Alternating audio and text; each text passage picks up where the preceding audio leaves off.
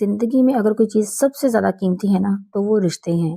ماں باپ، بہن بھائی، چچا، پھپھی، خالہ، ماموں، یہی تو وہ لوگ ہیں جن کے ساتھ ہماری خوشیاں اور ہمارے غم جڑے ہوتے ہیں۔ لیکن کبھی کبھی کیا ہوتا ہے کہ یہی رشتے ہماری آزمائش بن جاتے ہیں۔ وجہ کیا ہوتی ہے؟ حسد، جلن، موازنہ، مقابلہ بازی اور دل کی تنگی۔ قرآن پاک ہمیں سکھاتا ہے کہ حسد ایک حقیقی چیز ہے، اس کا انکار نہیں کیا جا سکتا۔ اسی لیے اللہ تعالیٰ نے ہمیں خاص سورہ فلق میں اس سے پناہ مانگنے کی تعلیم دی ہے۔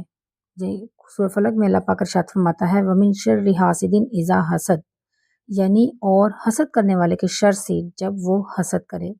اس کا مطلب یہ ہے کہ حسد ایک حقیقت ہے، لیکن اس سے ڈرنے کی بجائے نہ ہمیں حکمت اور ایمان کے ساتھ خود کو محفوظ کرنا ہے۔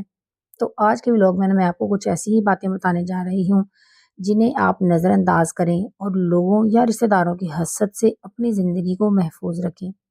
اکثر ایسا ہوتا ہے نا کہ جب کوئی انسان ترقی کرتا ہے، خوش ہوتا ہے یا اللہ کی طرف سے کوئی نعمت پاتا ہے تو سب سے پہلے خوش ہونے کے بجائے نا کچھ لوگ یا رشتہ دار اپنے دل میں حسد محسوس کرنے لگتے ہیں۔ لیکن سوال یہ ہے کہ ہم ایسی حسد اور جلن سے خود کو کیسے محفوظ رکھیں؟ میں آپ کو ایک بہت ہی اتھینٹک حل پوائنٹ وائز بتانے جا رہی ہوں۔ So let's get started. دیکھیں، ہمارے اپنے پیارے رشتہ دار لوگوں یا مختلف رشتہ داروں کی حسد جو ہے نا وہ ایک حقیقت ہے۔ اس سے ڈرنے کے بجائے سمجھداری سے اس کا سامنا کرنا ضروری ہے۔ اور یاد رکھیں، رشتہ داروں کی حسد آپ کی ناکامی کی نشانی نہیں ہوتا بلکہ آپ کی کامیابی کی علامت ہے۔ اگر لوگ آپ سے حسد کرتے ہیں نا تو اس کا مطلب ہے کہ آپ آگے بڑھ رہے ہیں، آپ میں کچھ تو خاص ہے اور اللہ نے آپ کو وہ دیا ہے جو ہر ایک کے نصیب میں نہیں ہوتا۔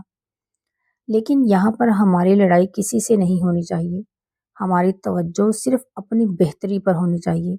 خاموشی سے ترقی کریں، دل صاف رکھیں اور اللہ پر یقین رکھیں، کیونکہ جب آپ اللہ کی حفاظت میں آ جاتے ہیں نا تو کوئی حسد، کوئی سازش، کوئی نظر بد آپ کو نقصان پہنچا ہی نہیں سکتی۔ اب دیکھتے ہیں کہ آپ خود کو رشتہ داروں کی حسد سے کیسے بچا سکتے ہیں۔ سب سے پہلے نمبر پہ اپنی خوشیوں کو راز رکھنا سیکھیں۔ ہم سب کی نا ایک عادت ہے کہ جیسے ہی کوئی خوشی ملتی ہے نا فوراً سب کو بتانا چاہتے ہیں۔ نیا گھر لیا ہے، نئی گاڑی، بچوں کی کامیابی، بیرون ملک سفر، شوہر کی ترقی، ہم سمجھتے ہیں کہ خوشی بانٹنے سے بڑھتی ہے، اور یہ بات درست بھی ہے، مگر ہر خوشی ہر دل برداشت نہیں کر سکتا۔ قرآن پاک ہمیں حضرت یعقوب علیہ السلام کا واقعہ یاد دلاتا ہے۔ جب حضرت یوسف علیہ السلام نے خواب دیکھا نا اور اپنے والد صاحب کو بتایا تو حضرت یعقوب علیہ السلام نے فرمایا اپنا خواب اپنے بھائیوں کو نہ سنانا، کہیں وہ تمہارے خلاف سازش نہ کریں۔ تو سورۃ یوسف میں یہ واقعہ بیان ہوا ہے۔ سوچئے، اگر ایک نبی اپنے بیٹے کو خوشی اور خواب چھپانے کا مشورہ دے رہا ہے تو ہم اور آپ کیوں ہر بات دنیا کو بتائیں؟ یاد رکھیں، ہر دیکھنے والی آنکھ خیر خواہ نہیں ہوتی، ہر مسکراہٹ دل کی سچی نہیں ہوتی۔ کچھ خوشیاں اپنے دل میں، اپنے گھر میں رکھیں اور انہیں صرف اپنے رب کا شکر ادا کرنے تک محدود رکھیں۔ خاموش خوشی زیادہ دیر تک قائم رہتی ہے اور کم حسد کو جنم دیتی ہے۔ اب آتے ہیں دوسرے پوائنٹ کی طرف۔ فیصلوں کو سب کے سامنے مت رکھیں۔ زندگی کے بڑے بڑے فیصلے جیسے بچوں کی تعلیم، گھر کی تبدیلی، کاروبار، رشتہ، اگر آپ ہر شخص سے مشورہ لیں گے نا تو ہر کوئی آپ کو اپنی ہی رائے دے گا، اور جب آپ ان کی رائے نہیں مانیں گے نا تو دل میں ناراضگی پال لیں گے لوگ۔ قرآن پاک ہمیں سکھاتا ہے کہ مشورہ ضرور کرو لیکن اہل مشورہ سے۔ اللہ پاک فرماتے ہیں کہ معاملات میں مشورہ کیا جائے مگر عقل اور تقوی کے ساتھ۔ ہر شخص آپ کا خیر خواہ نہیں ہوتا، کچھ لوگ مشورے کے نام پر آپ کا راستہ بدل دیتے ہیں۔ مشورہ کم کریں، دعا زیادہ کریں، لوگوں پر بھروسہ کم کریں، اللہ پر بھروسہ زیادہ کریں، خود پر اعتماد رکھیں، اسی طرح غیر ضروری مداخلات کم ہو جائے گی اور لوگ یہ بھی محسوس نہیں کریں گے کہ آپ نے ان کی بات نہیں مانی۔ اب آتے ہیں تھرڈ پوائنٹ کی طرف، موازنہ اور مقابلہ بازی سے بچیں۔ ہمارے معاشرے میں نا سب سے بڑا زہر کیا ہے کہ میری بیٹی نے پہلی پوزیشن لی، میرا گھر سب سے زیادہ خوبصورت ہے، ہمارا معیار سب سے اعلیٰ ہے۔ یہ جو جملے ہیں نا شاید فخر میں کہے جاتے ہیں مگر سننے والے کے دل میں نا آگ لگا دیتے ہیں۔ قرآن پاک ہمیں تکبر سے بچنے کا حکم دیتا ہے۔ اللہ پاک فرماتے ہیں کہ زمین پر اکڑ کر نہ چلو، یاد رکھیں آپ کی کامیابی جو ہے نا وہ کسی اور کی ناکامی نہیں ہے۔ ہم اپنی کامیابی کو کسی کی ناکامی سمجھتے ہیں کہ میں تو کامیاب ہو گیا، دوسرا بندہ تو اس قابل ہی نہیں تھا کہ اس کو کامیابی ملتی۔ آپ کی نعمت کسی اور کی کمی نہیں ہے، یہ بات یاد رکھیں۔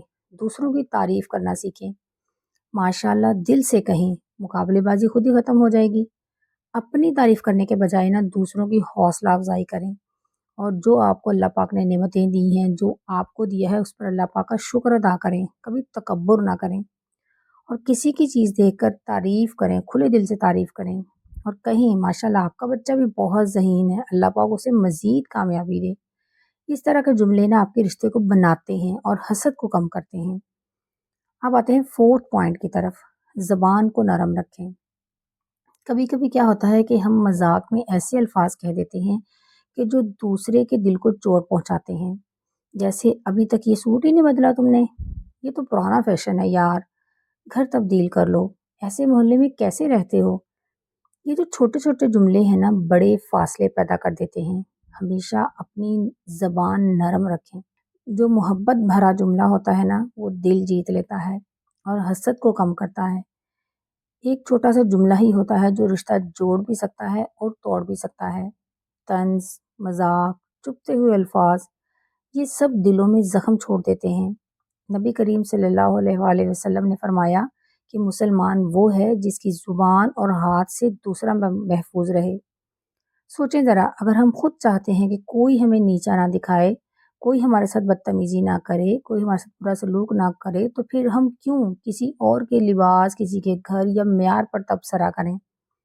نرمی میں طاقت ہے اور خاموشی میں وقار ہے۔ 5ویں نمبر پہ تحفے کو دکھاوا نہ بنائیں۔ تحفہ دینے سے محبت بڑھتی ہے، لیکن اگر تحفہ بہت دکھاوے والا یا مہنگا ہو تو دوسرا شخص سوچتا ہے کہ اب بدلے میں کیا دیا جائے، پھر وہ بوجھ محسوس کرتا ہے۔ چھوٹا مگر دل سے دیا گیا تحفہ ہمیشہ قیمتی ہوتا ہے۔ یاد رکھیں نیت محبت کی ہونی چاہیے، رسم کی نہیں۔ تحفہ محبت کی علامت ضرور ہے، مقابلے بازی کی نہیں۔ اگر آپ بہت مہنگا تحفہ دیں گے نا تو دوسرا شخص پھر دباؤ محسوس کرے گا۔ اسلام جو ہے نا وہ ہمیں اعتدال سکھاتا ہے۔ نیت اگر آپ کی صاف ہے نا تو چھوٹا سا تحفہ بھی دوسرے بندے کا دل جیت لیتا ہے۔ آپ آتے ہیں 6 پوائنٹ کی طرف، اپنے دکھ ہر کسی کو نہ سنائیں۔ دیکھیں ہر شخص جو ہے نا وہ ہمدرد نہیں ہوتا۔ کچھ لوگ آپ کے آنسو دیکھ کر تسلی دیتے ہیں اور کچھ انہی آنسوں کو ہتھیار بنا لیتے ہیں۔ قرآن پاک ہمیں سکھاتا ہے کہ صبر کرنے والوں کے ساتھ اللہ ہوتا ہے۔ اگر آپ کا دل بہت بھرا ہوا ہے، آپ پریشان ہیں، تو اللہ کے سامنے سجدہ کریں، رات کی تنہائی میں دعا کریں، اللہ پاک کے سامنے رو لیں جتنا آپ رونا چاہتے ہیں، دل کو ہلکا کر لیں۔ اللہ سے بہتر سننے والا کوئی نہیں ہے۔ لوگ صرف آپ کے آنسوؤں کا مذاق بنائیں گے اور اس کو آپ کی کمزوری سمجھیں گے اور اپنے لیے ہتھیار کے طور پر استعمال کریں گے۔ اب آتے ہیں 7ویں پوائنٹ کی طرف، غیبت اور منفی محفلوں سے دور رہیں۔ جو غیبت ہے نا وہ آپ کے دلوں کو زہریلا کر دیتی ہے۔ قرآن پاک میں غیبت کو مردہ بھائی کا گوشت کھانے کے برابر قرار دیا گیا ہے۔ سوچئے ذرا، جب ہم کسی کی برائی سنتے ہیں نا تو دل میں نفرت آتی ہے، پھر وہی نفرت حسد میں بدل جاتی ہے۔ اگر کوئی آپ کے سامنے کسی کی برائی کرے بھی تو آپ موضوع کو چینج کر دیں، ٹاپک بدل دیں۔ آپ کی جو خاموشی ہے نا آپ کی عزت بڑھائے گی۔ 8ویں نمبر پر سوشل میڈیا پر حد رکھیں۔ آج کل کیا ہوتا ہے، سب سے زیادہ حسد پتہ کہاں سے پیدا ہوتا ہے؟ آن لائن زندگی سے۔ بچوں کی ہر کامیابی، ہر نئی خریداری، ہر خوشی، سب کچھ پوسٹ کر دیتے ہیں۔ قرآن پاک ہمیں سادگی اور پردہ داری کی تعلیم دیتا ہے۔ جتنا زیادہ آپ اپنی زندگی کو محفوظ رکھیں گے نا اتنا ہی سکون پائیں گے۔ ہر چیز دکھانا ضروری نہیں ہوتا۔ اب آتے ہیں 9 پوائنٹ کی طرف، رد عمل میں جلدی نہ کریں۔ اگر کوئی بات سخت کرے آپ کے خلاف تو فوراً جواب دینا ضروری نہیں ہوتا۔ کبھی کبھی کیا ہوتا ہے، خاموشی سب سے بڑا جواب ہوتی ہے۔ نبی پاک صلی اللہ علیہ وآلہ وسلم نے فرمایا کہ طاقتور وہ نہیں جو کشتی میں جیت جائے، بلکہ وہ ہے جو غصے کے وقت خود پر قابو پا رکھے۔ خاموشی کمزوری نہیں بلکہ یہ حکمت ہے۔ 10ویں نمبر پر دل صاف رکھیں، سب سے بڑی ڈھال ہے۔ آخر میں سب سے اہم بات، اپنے دل کو صاف رکھیں۔ اگر آپ کے دل میں بھی حسد آ جائے تو فرق کیا رہ جائے گا؟ قرآن پاک ہمیں سکھاتا ہے کہ اللہ دلوں کے حال جانتا ہے۔ صبح و شام سورۃ فلق، سورۃ الناس اور آیت الکرسی پڑھیں۔